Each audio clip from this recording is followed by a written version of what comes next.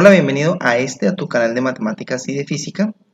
Esta es una secuencia de videos del curso de cálculo integral. Abajo te dejo el link de mi página web donde puedes ver en orden todos los temas del curso de cálculo integral.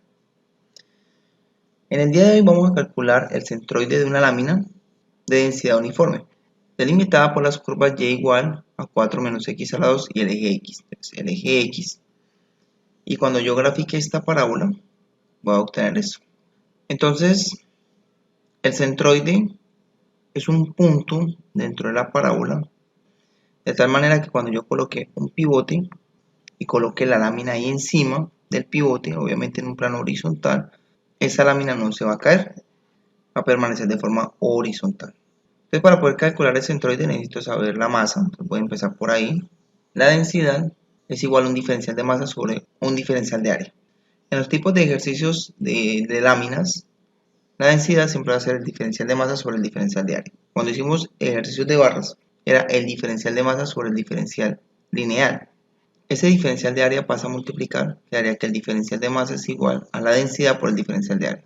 Entonces, voy a determinar cómo va a ser mi integral. Lo voy a hacer con rectángulos verticales. Si lo hubiera hecho con rectángulos horizontales también da, obviamente, pero hubiera sido mucho más complicado porque si yo lo hago aquí horizontal me toca calcular la distancia de los x, porque el área de un rectángulo es base por altura. Entonces la altura sería un diferencial de y y la base serían 2x. ¿Sí? O simplemente toda esta x de acá. Para despejar x de aquí quedaría una raíz cuadrada y ya sabemos de que ese tipo de integrales sale más complicado, tocaría una sustitución trigonométrica. En cambio que si yo tomo el rectángulo vertical, que se puede también porque la densidad es constante, si la densidad dependiera de valores de y, ahí sí tocaría hacerlo por x. Por ejemplo, que me dijeran que a cierta distancia de y, todo ese rectángulo tiene la misma densidad, entonces ahí sí me tocaría hacerlo por ese método.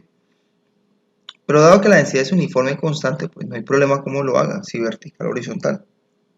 Vertical sale mucho más fácil. Entonces vamos a calcular ese diferencial de área. El área de ese rectángulo es la base, que es un diferencial de x, por la altura que es y, que es lo que vemos acá. Entonces quedaría que el diferencial de masa es la densidad, como lo vemos acá, y el diferencial de área se me convierte en y por diferencial de x. Pero y es 4 menos x a la 2, ¿sí? Por un diferencial de x. Esto es muy fácil de integrar, por eso me gustó por ese lado.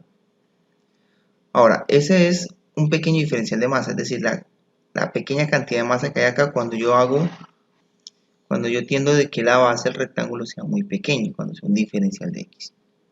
Si yo quiero la masa, me tocaría hacer la sumatoria de todos los infinitos rectángulos que salen.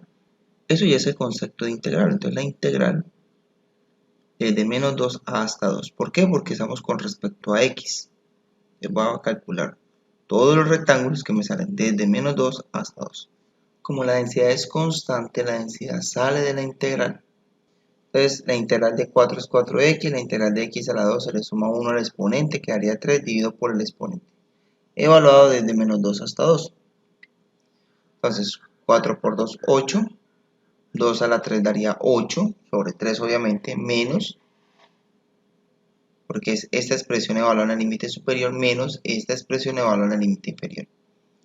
4 por menos 2 daría menos 8, menos 2 a la 3 daría menos 8, y menos por menos me daría más.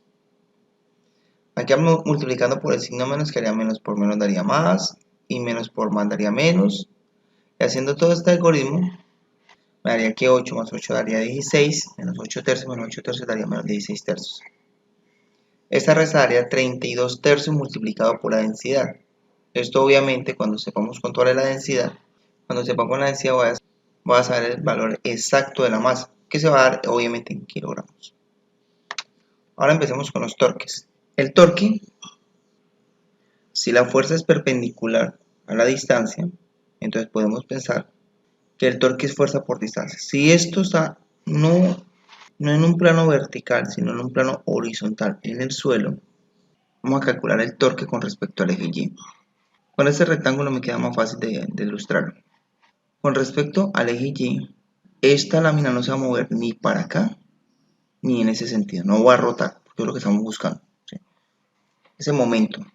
Y el momento es esa tendencia a rotar. Profe, ¿cómo lo sabe? Bueno, pensemos en ese rectángulo.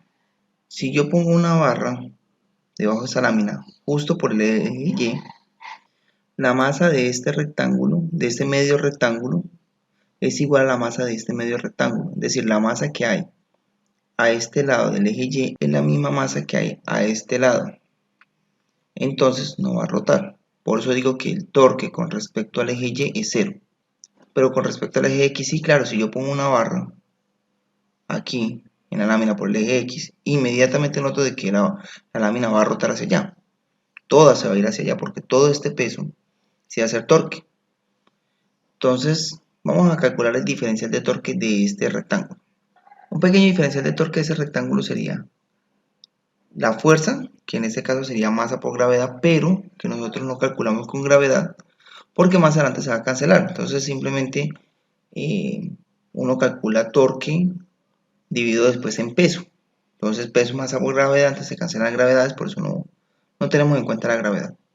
Entonces vamos a pensar que ese diferencial de masa es una fuerza, un pequeño diferencial de fuerza multiplicado por la distancia porque el torque se define como fuerza por distancia. Sabemos de que el diferencial de masa es densidad por el diferencial de área multiplicado por la altura.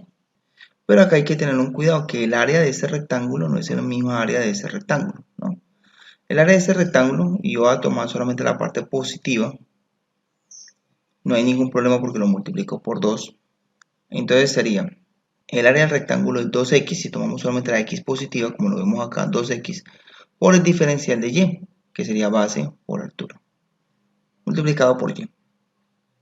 Entonces el diferencial de masa es igual a 2 por la densidad por x por y, dejando el diferencial de y de últimos. Teniendo en cuenta que y es igual a 4 menos x a la 2, y como estoy integrando con respecto a y, entonces sí me corresponde despejar esta x, porque tengo que dar todo en términos de y. Entonces despejando acá, x quedaría igual a raíz cuadrada de 4 menos y. Lo reemplazamos, entonces queda que el diferencial de torque de ese rectángulo es 2 veces la densidad multiplicado por la raíz cuadrada de 4 menos y por diferencial de y, como lo vemos acá.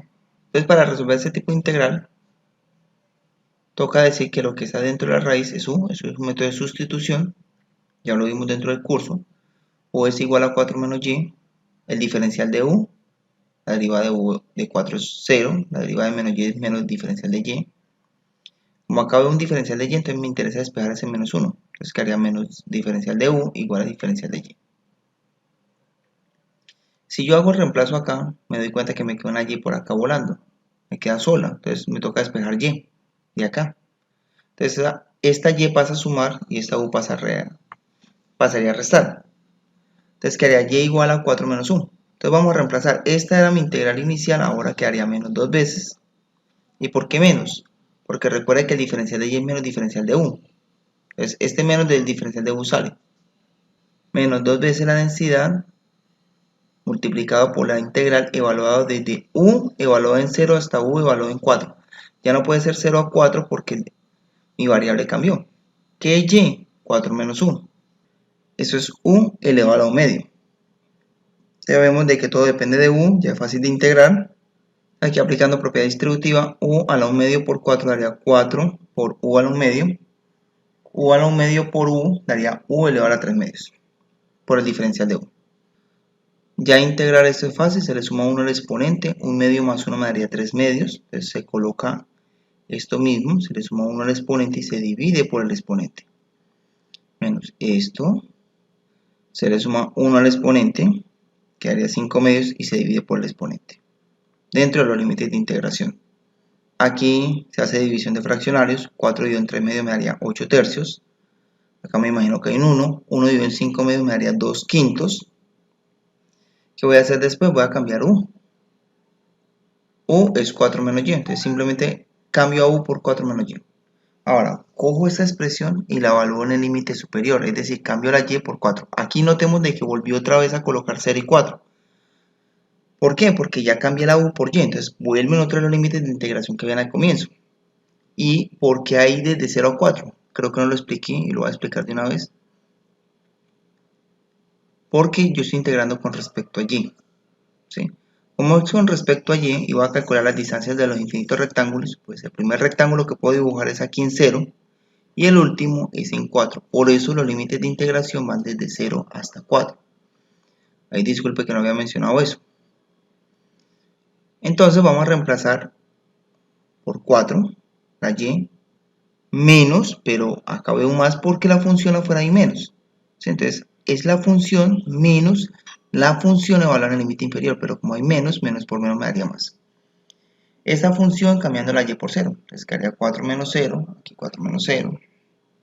Esta primera parte se pierde, 4 menos 4 daría 0 y 0 por elevado a cualquier potencia, por multiplicado por cualquier número, dividido por 3 o por 5, pues me va a dar 0. Entonces esto se pierde, me quedaría esa expresión.